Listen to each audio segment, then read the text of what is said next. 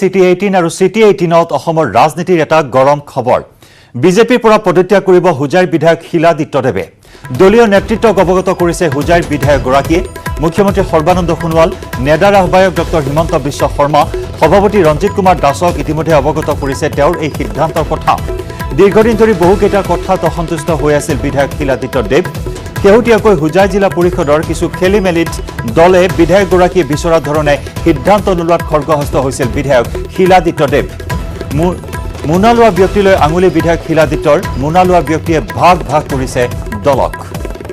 এনে কিছু তীব্ৰ অসন্তুষ্টি প্ৰকাশ কৰি বিজেপিৰ পৰা পদত্যাগ কৰাৰ সিদ্ধান্ত বিধায়ক গৰাকীৰ আৰু ইতিমধ্যে দলীয় নেতৃত্বক তেওঁ অৱগত কৰিছে মুখ্যমন্ত্ৰী সৰ্বানন্দ সোণোৱাল নেডাৰ আহ্বায়ক হিমন্ত বিশ্ব শৰ্মা সভাপতি ৰঞ্জিত কুমাৰ দাসক অৱগত কৰিছে এই সিদ্ধান্তৰ কথা আজি প্ৰায় 30 বছৰ হৈ গ'ল মই ভাৰতীয় জনতা পাৰ্টিৰ এজন কৰ্মী হিচাপে কাম কৰি গৈ আছোঁ মোবাইলটো আহি আছে আৰু এই 30 বছৰত কোনো ক'ব নোৱাৰিব যে মই কিবা লবি কৰিছোঁ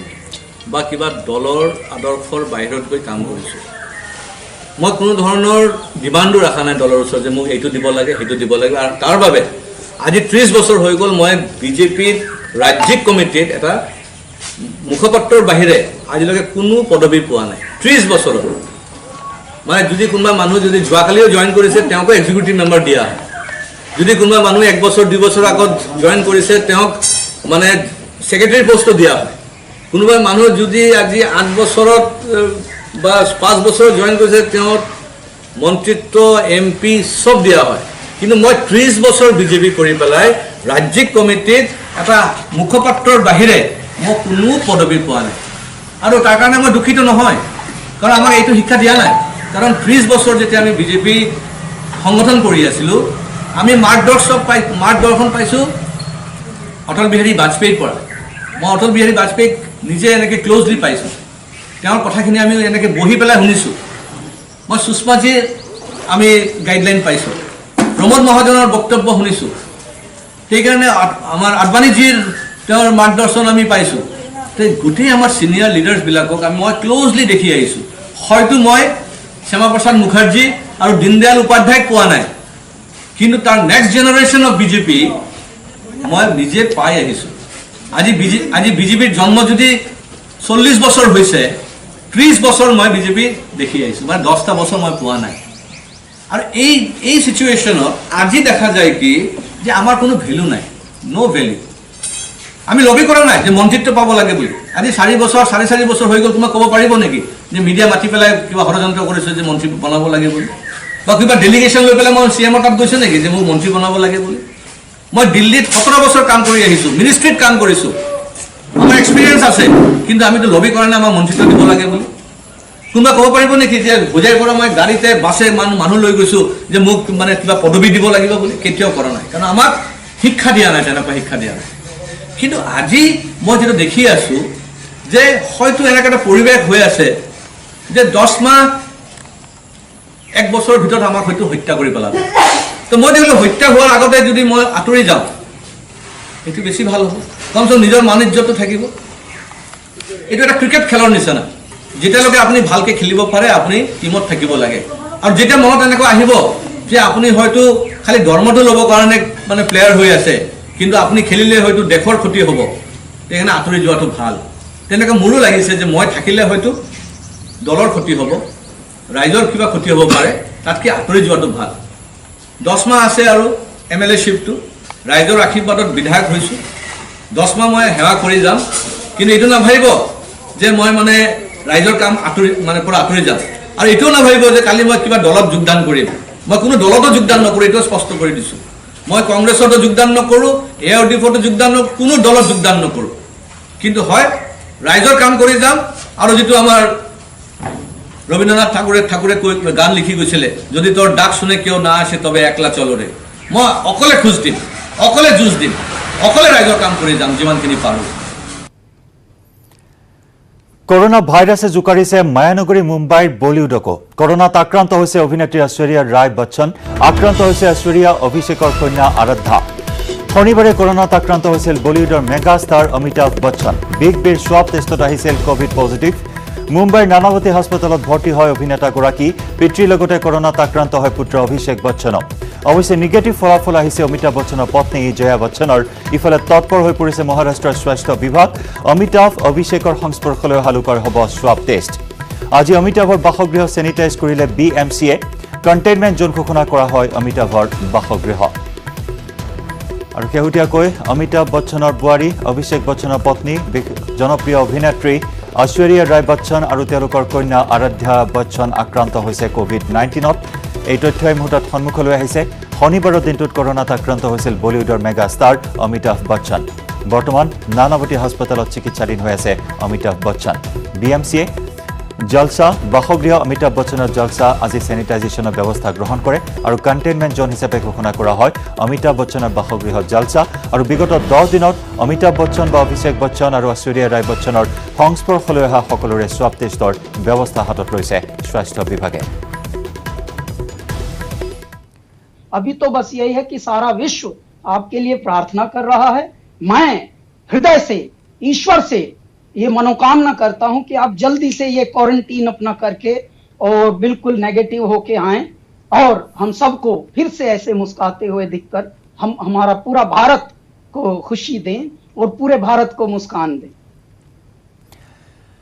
ঠিকাদাৰক কাম আবণ্টন দিয়াৰ বাবে পঞ্চায়তৰ বিজেপি নেত্ৰীয়ে ললে উৎকোচ আৰু তাৰ পাছতে ভাইৰেল হ'ল 12,000 টকা উৎকোচ লোৱাৰ এটা ভিডিঅ' কিন্তু কোট আৰু কোনে ললে এই উৎকোচ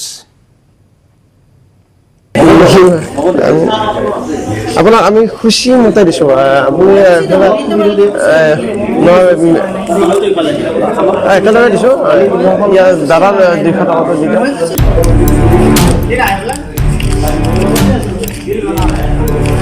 পঞ্চায়ত সভানেত্ৰী ঘোষৰ অংক অন কেমেৰাত বন্দী ঠিকাদাৰৰ পৰা ঘোষ লোৱাৰ দৃশ্য এগৰাকী পাণ্ডাকাটা সমীপৱৰ্তী গণেশপুৰী পঞ্চায়তৰ সভানেত্ৰী তুলিকা ৰাজবংশী বিজেপি দলৰ নেত্ৰী তুলিকা ৰাজবংশীয়ে ঠিকাদাৰক কাম আবণ্টনৰ বাবে উৎকোচ লোৱা এক ভিডিঅ' বন্দী হ'ল গোপন কেমেৰাত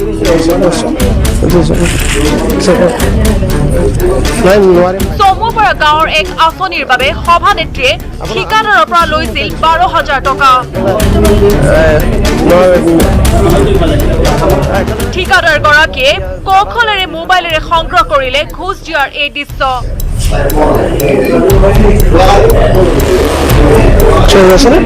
গণেশগুৰি গাঁও পঞ্চায়তৰ যি সভানেত্ৰী আমাৰ বিজেপিৰ আমাৰ তুলিকা ৰাজবংশী তেওঁ বহুত কামত তাৰমানে লিপ্ত হৈ নিজৰ সভাপতি ব্যক্তিগতকৈ পাতি কাম কাজবিলাক চলাই আছে আৰু আমি গম পোৱাত মানে কি চমুপাৰা গাঁৱৰ তেনেকৈ তেওঁ এটা কামৰ মানে কি কমিটিৰ পৰা 12,000 টকা লৈ তেওঁ কাম কমিশ্যন লৈছে অভিযোগ মতে গণেশপুৰী পঞ্চায়তৰ সভানেত্ৰী আৰু সচিবক উৎকোচ নিদিলে ঠিকা আবণ্টন নহয়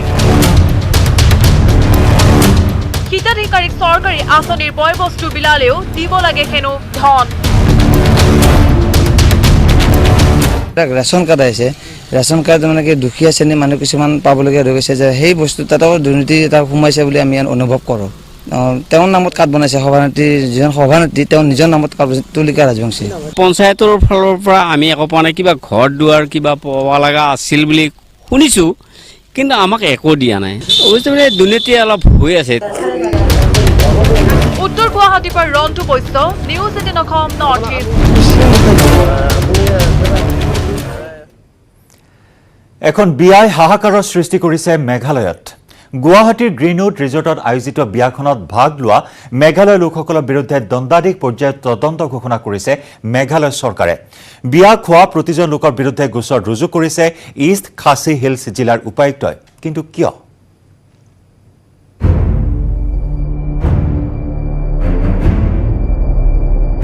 বিয়া খাই বিপদত দুকুৰি এজন লোক বিয়া খোৱা লোকৰ বিৰুদ্ধে উপায়ুক্তৰ গোচৰ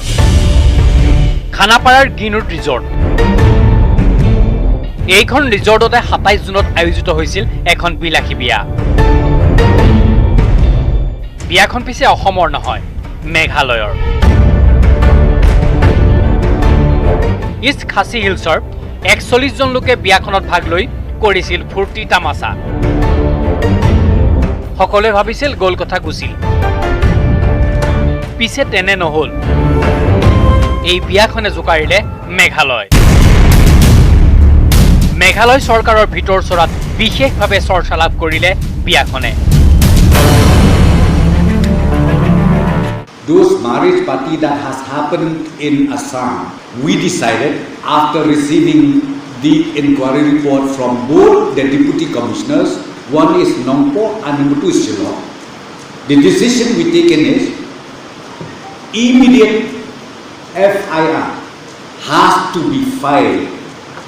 by the deputy commissioner Shillong to all the 41 members who attended the marriage ceremony Greenwood Resort. ইমানতে অন্ত নপৰি ইষ্ট খাচী হিলছৰ উপায়ুক্তক মেঘালয় চৰকাৰৰ নিৰ্দেশ বিয়াত ভাগ লোৱা 41 জন লোকৰ বিৰুদ্ধে উপায়ুক্তই ৰুজু কৰক গোচৰ দিলে দণ্ডাধীশ পৰ্যায়ৰ তদন্তৰ নিৰ্দেশ মেঘালয় চৰকাৰৰ নীতি নিৰ্দেশনা ভংগ কৰি খানাপাৰাত আয়োজিত বিয়াত ভাগ লোৱাত খৰ্গহস্ত মেঘালয় চৰকাৰ গ্ৰীণ ৰিজৰ্টত আয়োজিত বিয়াখনৰ বিৰুদ্ধে কঠোৰ হোৱাৰ কাৰণটো হ'ল কৰোনাৰ সংক্ৰমণ বিয়াত ভাগ লোৱা 41 জন লোকৰ 10 জনৰ দেহতে ধৰা পৰিল কোভিড-19 কোভিড সংক্ৰমণৰ বিৰুদ্ধে যুঁজি থকা মেঘালয় চৰকাৰে কোনো কাৰণতে সহজভাৱে ল'ব পৰা নাই চৰকাৰৰ নীতি নিৰ্দেশনা নামানি গুৱাহাটীত বিয়া খোৱা লোকসকলক শিলঙৰ পৰা পূৰ্বা খবৰচাৰ্য news 18 Assam north east City 18ত পুনৰ সময় হ'ল আন এটি চমু বাণী পৰিণত হৈছে হুজাই জিলাখনত সংঘটিত হৈছে ইটোৰ পিছত সিটো হত্যাকাণ্ড এইবাৰ পাৰ্টি খাবলৈ মাতি নি এজনক হত্যা কৰিলে খোদ বন্ধুৱে এটাৰ পিছত আনটো হত্যাকাণ্ডই জোকাৰি গৈছে হুজাই জিলা শুকুৰবাৰে হুজাই ডিমৰু পাৰত দিন দুপৰতে ৰহিমউদ্দিন নামৰ এজন লোকক ৰাজপথত দাঁড়ি খপিয়াই হত্যা কৰিছিল এই ঘটনাৰ চাঞ্চল্য মাৰ নযাওঁতে আকৌ সংঘটিত হল আন এক লোমহৰ্ষক হত্যাকাণ্ড এইবাৰ ঘটনাৰ স্থান মুৰাজৰ থানাৰ অন্তৰ্গত অক্সেক গাঁও ৩৬ বছৰীয়া এনামুদ্দিন নামৰ যুৱকজনে বন্ধু শ্বৰীফুদ্দিনক শনিবাৰে সন্ধিয়াৰ ভাগত পাৰ্টি খাবলৈ মাতি নিছিল তাৰ পিছতে মোবাইল বন্ধ হৈ পৰে এনামৰ দেওবাৰে পুৱাৰ ভাগত এনামৰ মৃতদেহ উদ্ধাৰ হয় নিৰ্জন ঠাইত দুৰ্বৃত্তই হত্যা কৰি পথৰ দাঁতিত পেলাই থৈ যায় এনামৰ মৃতদেহ গাড়ী চলাই জীৱন নিৰ্বাহ কৰা লোকজনক কিয় হত্যা কৰা হ'ল সেয়া জানিব পৰা হোৱা নাই 10-15 আকৌ লগালো মোবাইলটো চুইচ অফ তাৰপিছত যোনটো ল'ৰাই পাৰ্টি খাব কাৰণে মাতিছিলে তাৰ নাম শ্বৰীফুদ্দিন তাক ফোন লগাইছিল ফোন লগাৰ পিছত কৈছে তাক মাকে গালি দিলে মই নাজানো তাক কৈ পেলাই ফোন চুইচ অফ কৰি দিলে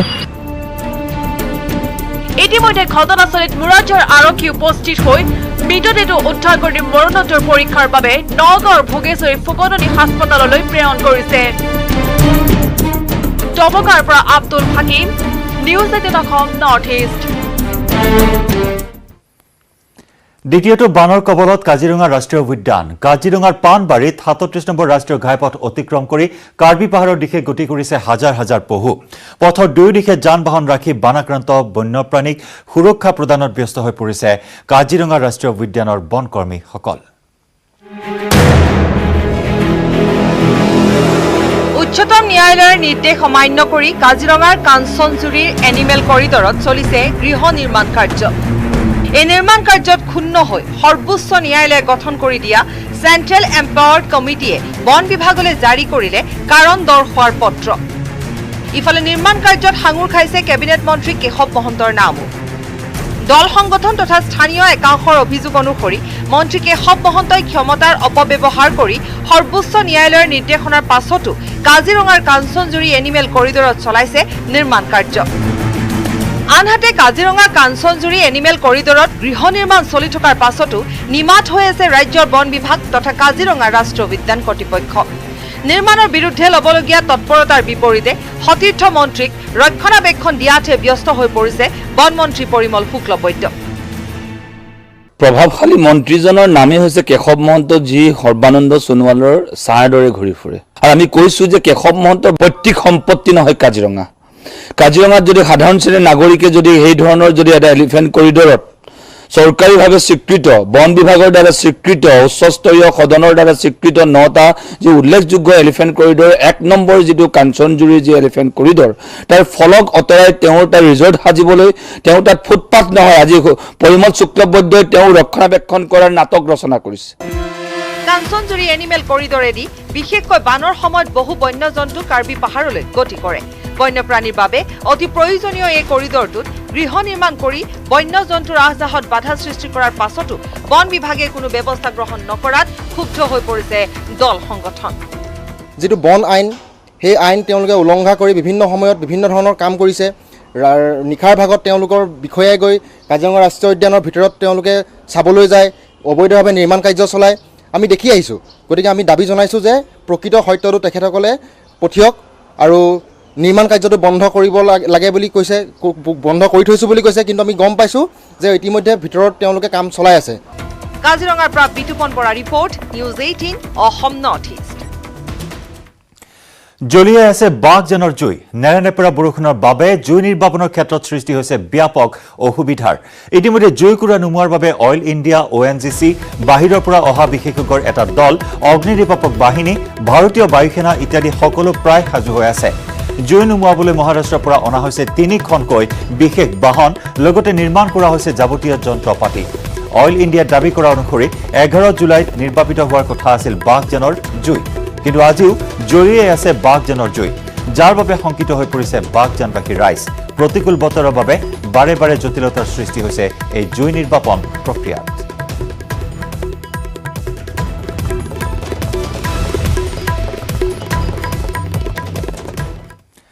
আৰু এই বাঘজানৰ জুই সন্দৰ্ভত শেহতীয়া আপডেট আমাক জনাব আগবঢ়াইছোঁ বাঘজানৰ পৰা আমাৰ সাংবাদিক উপাসনা গোস্বামীৰ এক ৰিপৰ্ট। বিদায় লৈছোঁ City 18ৰ পৰা। নমস্কাৰ। আজি পৰ্যন্ত নুমোৱা নহ'ল যি বাঘজানৰ দাও দাওকৈ জ্বলি থকা জুইকুৰা। আজি 12 জুলাই বুলি ক'ব লাগিব, যিহেতু 11 জুলাই জুই নিৰ্বাপন কৰা হ'ব বুলি অইলে এক দাবী কৰিছিলে, কিন্তু সেই জুই যোৱাকালি নিৰ্বাপন কৰিব নোৱাৰিলে। চাৰিওফালে পানী হৈ গৈছে। বাঘজান গাঁৱৰ ৰাইজ আশ্ৰয় শিবিৰলৈ তেওঁলোকে গুচি আহিছে। মই যদি অকণমান ইয়াৰ দৃশ্য দেখাব বিচাৰোঁ, মই বৰ্তমান উপস্থিত আছোঁ বাঘজানত BGR 5 নম্বৰ তৈলঘাটৰ নিচেই কাষত। আৰু মই ইয়াৰ দৃশ্য ইয়াত আপোনাক দেখাব চেষ্টা কৰিছোঁ যে যিখিনি বাঘজানবাসী ৰাইজ আছে তেওঁলোক বৰ্তমান আশ্ৰয় শিবিৰত তেওঁলোকক লৈ যোৱা হৈছে, কিয়নো এক হাহাকাৰময় পৰিস্থিতিৰ সৃষ্টি হৈছে। এফালে কৰোণা ভাইৰাছ, আনফালে হৈছে বানৰ বাবে বিভীষিকা, যি বৰ্তমান ডিব্ৰু নৈ আৰু ব্ৰহ্মপুত্ৰৰ যি জলস্তৰ বৰ্তমান বিপদসীমাৰ ওপৰত, যাৰ বাবে তিনিচুকীয়াৰ বহুতো অঞ্চল এতিয়া বৰ্তমান পানীৰ কবলত বুলি আমি জানিব পাৰিছোঁ। তাৰ লগতে মাগুৰী বটাবুং, তাৰ লগতে ডিব্ৰু-চৈখোৱা ৰাষ্ট্ৰীয় উদ্যান। ইতিমধ্যে মোৰ লগত বাঘজানৰ স্থানীয় ৰাইজ আছে, তেখেতলোকৰ মুখৰ পৰা আমি কিছু কথা জানিব বিচাৰিম, যিহেতু তেওঁলোকে ভুক্তভোগী হয়। এই ভুক্তভোগীৰ মুখৰ পৰা আমি কিছু কথা জানিব বিচাৰিম যে তেওঁলোকৰ বৰ্তমান পৰিস্থিতি কি। দাদা, যিহেতু আপুনি বাঘজানত যিহেতু গৃহঋণ এক সংগ্ৰহ কৰি আছে, ক'ব লাগিব তাৰ বিষয়ে আমাক জনাব। আমি তেখেতলোকে আমাক মানে ডেডলাইন দিছে যে 7 তাৰিখে তেখেতলোকে জুই নিৰ্বাপন কৰিব। এই জুই নিৰ্বাপন কৰিব নোৱাৰাৰ বাবে আমাৰ যি ভূকম্পন হৈ আছে ঘৰবিলাকত, ঘৰ যি ফাটিছে, ঘৰৰ যি অৱস্থা, মানুহৰ যি আতংকিত পৰিৱেশ, সেই আতংকিত পৰিৱেশৰ কাৰণে মানুহবিলাক আজি ঘৰৰ পৰা বাহিৰত থাকিবলগীয়া হৈছে। নতুন গাঁওবাসী ৰাইজ ঘৰৰ পৰা বাহিৰত থকা এই ৰাইজসকলৰ ঘৰত আকৌ বানপানী তাণ্ডৱৰ কাৰণে ঘৰত মানুহ নথকাৰ কাৰণে আজি বস্তু বাহিনী বয় বস্তুবিলাক সুৰক্ষিত স্থানত থ'ব নোৱাৰিলে।